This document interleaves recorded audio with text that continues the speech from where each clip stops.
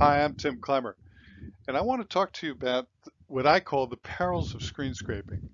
So, for all of you who have financial apps on your phone, desktop, tablet that you're using to check balances, make trades, look at your investments, pay bills, or even send money to friends and family, this is for you.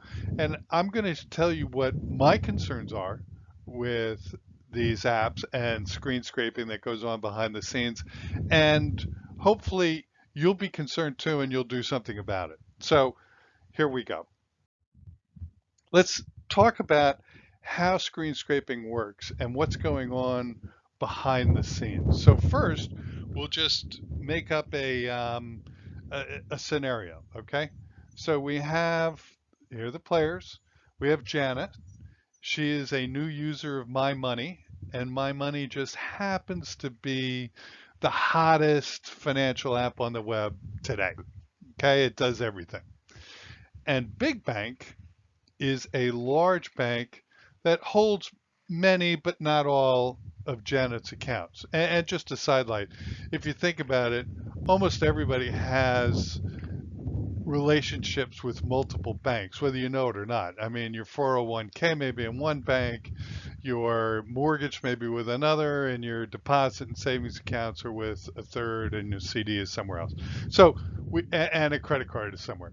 So you have multiple accounts, but in this scenario, Janet does most of her banking with Big Bank, and now she's signing up for My Money have an account on My Money. So the first thing that happens is she downloads the app onto her phone, and My Money says, "Hey, let's go, let's start. Janet, thank you for downloading our app. Let's get started and set up an account with My Money." And so the first thing that happens is My Money says, "Hey, you know what?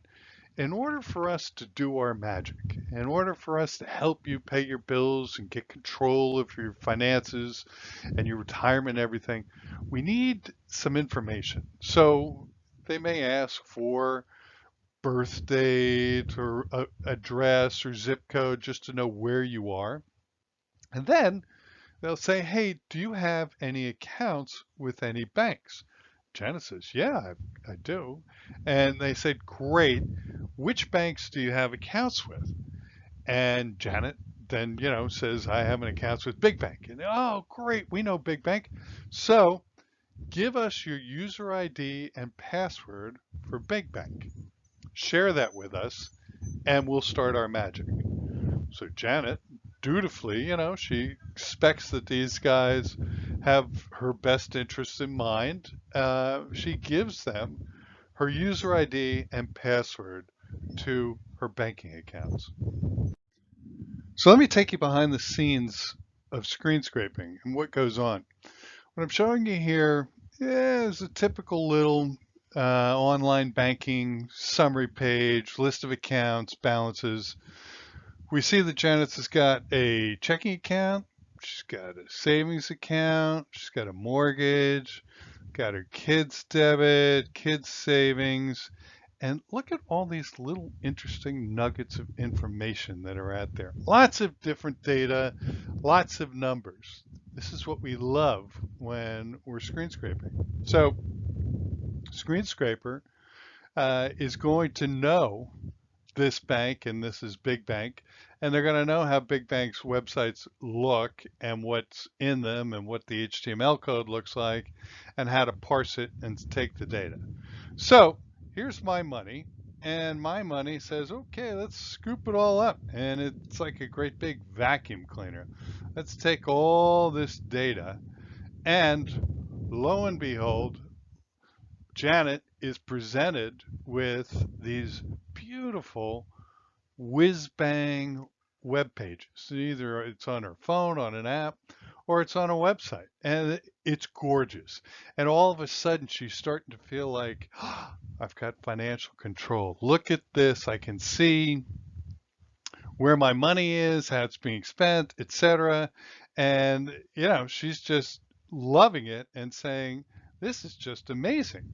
And then all of a sudden, she starts getting these ads for lower, higher interest rates on her savings card, or savings account and debit card. And she's like, what the heck?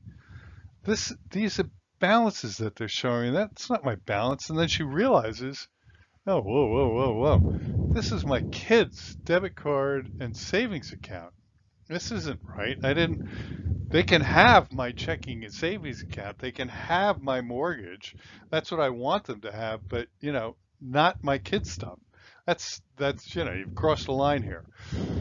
And so that's one of the problems that you have starting out with screen scraping is they go out and they want to get everything. They're going to try to get all the data that's available with online banking. So think about it this way. Whatever you see when you go online and you look at your accounts, whatever you have access to, the screen scrapers have access to. That's their job. That's what they want to do. They want to get as much data on you as possible.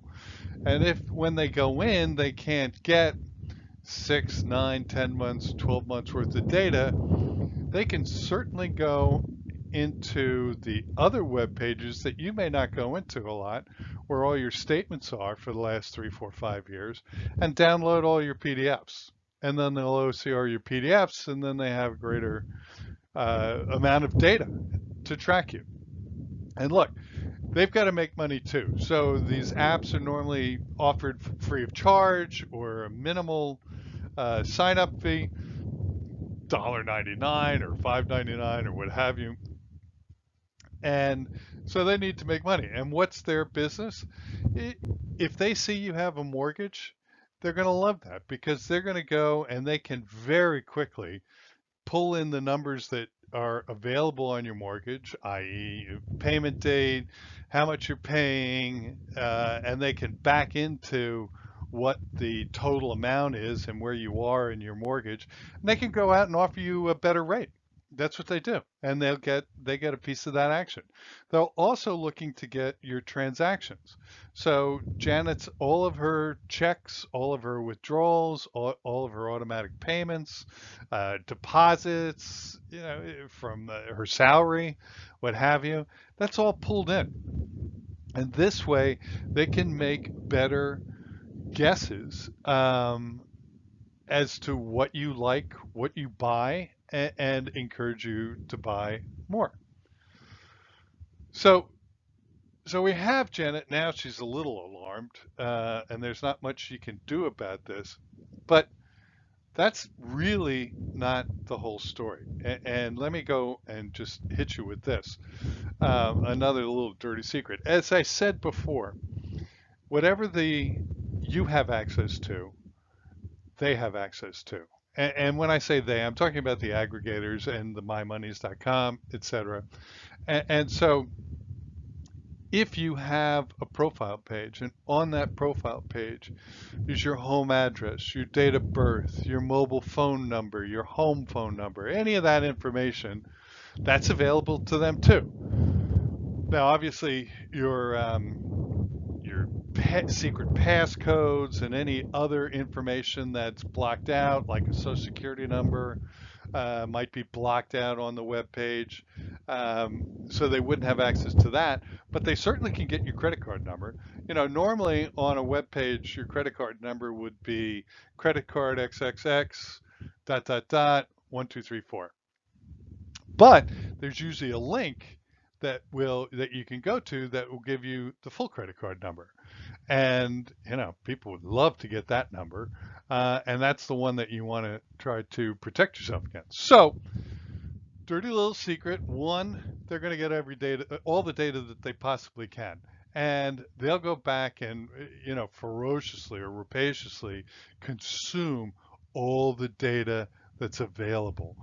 I'll give you something. So I have insurance, my owner's insurance with a bank. And so they could go in and get all my contracts, all my insurance contracts, and start offering me better rates on insurance. Now, is that nice that I can get a better rate? Yeah, but it's a little creepy that they're going in and OCRing some of my contracts. All right, what else? Now, here's the biggest thing, and this you won't know about, is that mymoney.com has a handful of developers. And these guys, some of them are just doing the interface and making sure the colors are right, and everything makes sense and it's easy to use. And then you have the back end guys doing the database work and the functionality. Well, they're too busy to be dealing with screen scraping scripts that they're going to need to go in and extract data from the 16,000 different financial institutions in the United States. They just don't have the wherewithal. So they hire out to aggregator.com. Aggregator.com, that's their business. They go out and they've got these scripts that will go out and extract data from all of the banks. And then they turn around and they'll have an API that they offer to mymoney.com saying, if you're doing this, if this is your use case, here's the data we're going to give you. If this is your use case, here's the data we're going to give you, and you pay for it. So mymoney.com will hire and contract with aggregator.com to pull down all of this different information that's on bigbank.com for Janet. That's the job, right? That's what they want to do. And aggregator.com only gives mymoney.com what they need. Mymoney.com may want transactions, they may not. They may only want balances. They may be a payment app like a Zelle or a Venmo, and all they care about is, does the person have 50 bucks in their account so I can send it to so and so. That's all they're concerned with. Whereas aggregator.com, they want to get all your transactions for all of your accounts, because now they can get buying trends. This is what credit cards do. They get buying trends so that you go out and buy some clothes at Century 21 or Aeropostale or Forever 21, wherever it is. You go out, you buy something. As you're walking out, you get a little notification on your phone. Congratulations on your purchase. Hey, guess what? We're going to give you $5 off on Domino's Pizza. They're right around the corner. Or have a Starbucks on us. And this just promotes consumerism. It's good for the economy, blah, blah, blah, blah, blah. But you got to know that now there are two entities that have your data. They both don't necessarily have your credentials. My money may be passing them blindly to aggregator.com and it's just a pass through, or they both have them. So that's a big issue, right? You have multiple people with your credentials. And I'll say this, the aggregators are usually fairly secure.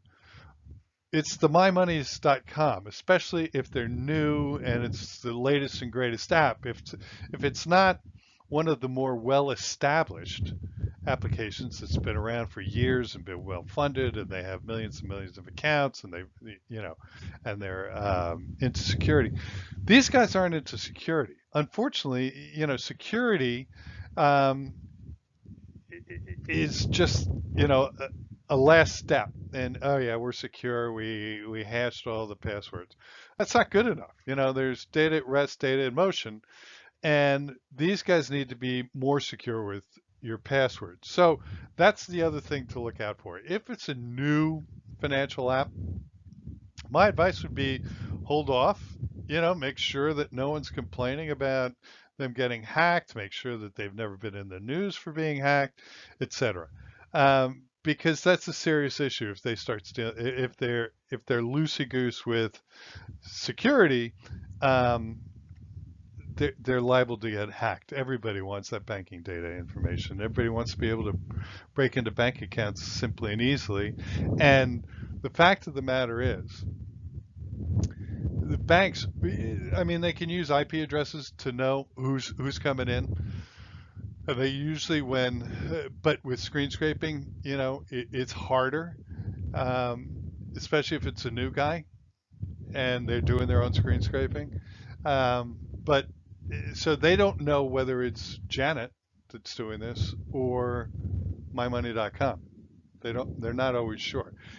After a while, if they start seeing volume from one particular IP address, they can start to guess that this is some fintech or aggregator that's doing this. Um, so, and the last thing is, just to keep this in mind, I've mentioned this and I've said to you that these guys, their whole job, the aggregators, is to collect data. And they're doing it so that they can sell the data. It's not mean-spirited or anything like that. They have to make money. So they're selling this data in two ways. One is to show buying tendencies or being able to put together, if I buy Starbucks, I'm more likely to buy McDonald's or less likely to buy McDonald's. I may, if I'm in a food court, always buy Starbucks and sushi. Who knows? But that's what their job is. They're going to collect all these transactions and look for trends, understand what your buying is like, and are you buying like millions of other people out there? And they can sell that data to credit card companies, bank, anybody, retailers.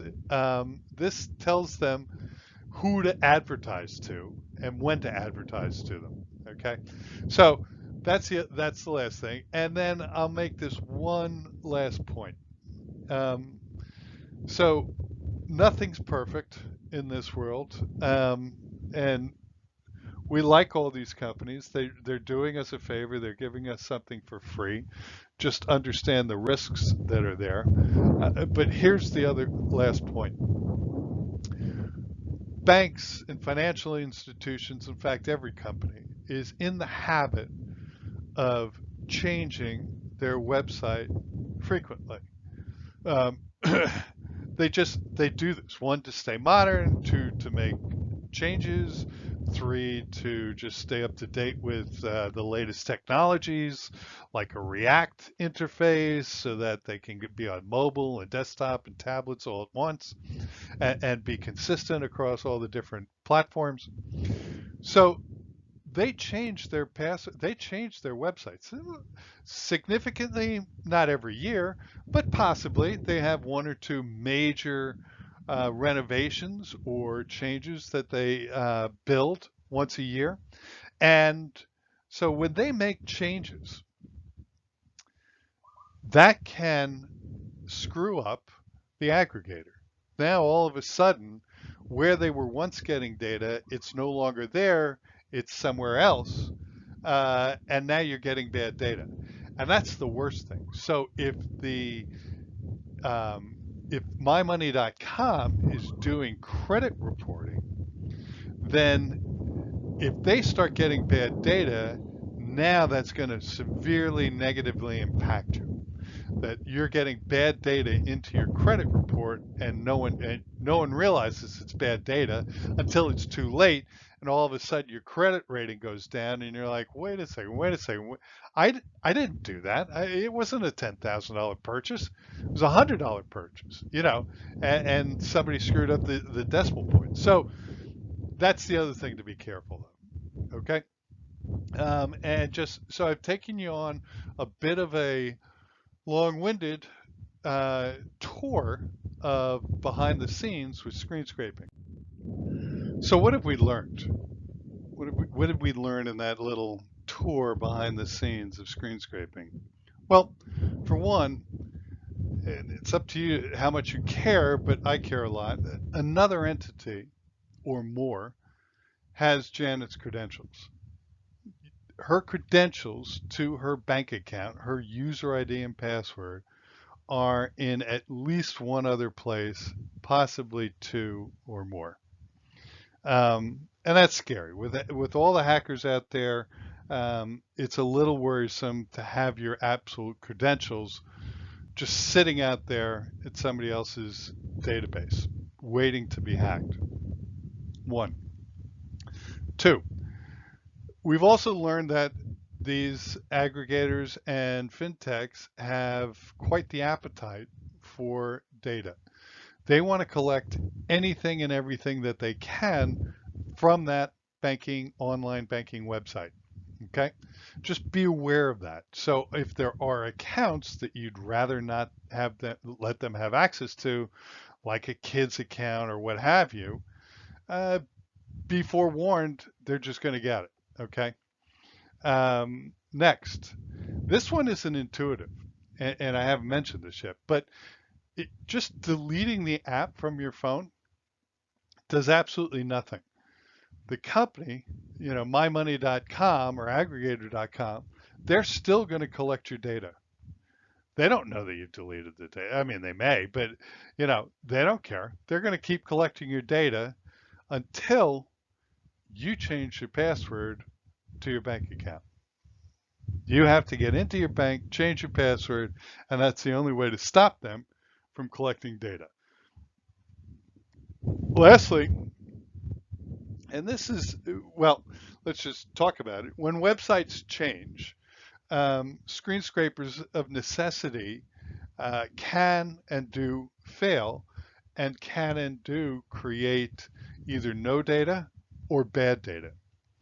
So you will all of a sudden see this if Bank XYZ changes their data and all of a sudden all the numbers, in mymoney.com are off by a decimal point or two, or balances are screwed up. You'll know it and you'll call mymoney.com, you'll call the bank. You'll probably start with the bank like, hey, what the hell's going on? And then you're going to have to go to My Money and tell them. And so, to their credit, aggregator.com, if it's one of the top 10, 15 banks in the country by virtue of size, they're on it immediately. They'll know that there's been a change. They have accounts at all these banks just to monitor if there have been any changes and whether scripts will break down. And they'll fix it within hours. The downside is if you're banking at some bank that's not in the top 10 or 15 and you're down in 500 to 1,000 land, it can take days, weeks, months before there's a fix. If you're way down the list at some really tiny one branch credit union or something, you may never get fixed. So be aware. Does it change anything with how you're using mymoney.com? Possibly not. But if mymoney.com is a credit reporting agency and they're getting bad data from these banks on your behalf, you may all of a sudden see, and it may take a month or two to happen, but you may all of a sudden see your credit rating drop. And now you're sitting there going, ooh, what's going on here? And that will take an enormous effort on your part to straighten out bad data from an aggregator's collection of data from a website, online banking. So now I've sucker punched you. I've slapped you across the face a little. Now you're sitting there going, Tim, well, what am I going to do? Do I jump out a window at this point? Is there a solution? Can I trust anybody? And the answer is yes. It's not all bad. The banks and the fintechs, the financial technology firms, aggregators, mymoney.com, etc., are all looking to upgrade their systems to open banking solutions. And this is the solution. Open banking. So look, why do you share your data in the first place? One, by sharing your data, you get free software. You're getting free analytics, free net worth, telling you how to save for the future. You're getting free advice. You're getting a lot of stuff free. These guys in turn are selling your data and making money off of that. You can't blame them for doing that. But you're also getting more personalized customer experience. And that's what you're trying to do here. That's what you're paying for, basically. And so what I would suggest is that you go to your bank, and certainly if it's one of the top 10 or 15, the answer will be yes, a resounding yes.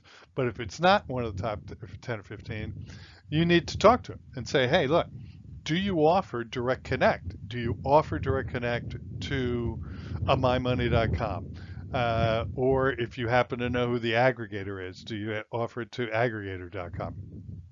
Um, and if the answer is no, and we have no plans on doing that for the foreseeable future, or that is something that's going to happen in 2 or 3 years, then it's up to you. Do I want to share my data? Do I trust them for 2 or 3 years? What harm could it do?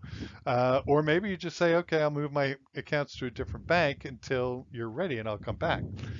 So what will you get from open banking if it's implemented properly? And we're heavily involved in this. If it's implemented properly, you should get greater user control. Who has access to my data? What access do they have to my data? Tighter controls. You're not sharing your password and user ID and password with anybody anymore. You'll get better transparency. Who is it that has access to my data? What are they using it for? And you get traceability in case something goes wrong. So, all in all, I hope this has been of interest to you and that you've learned something from it and it's of some value. And in the future, we'll talk about open banking and what it does for you. And we have other topics that you can peruse on the website. So thank you for listening, and I hope this proved to be worthwhile. Bye.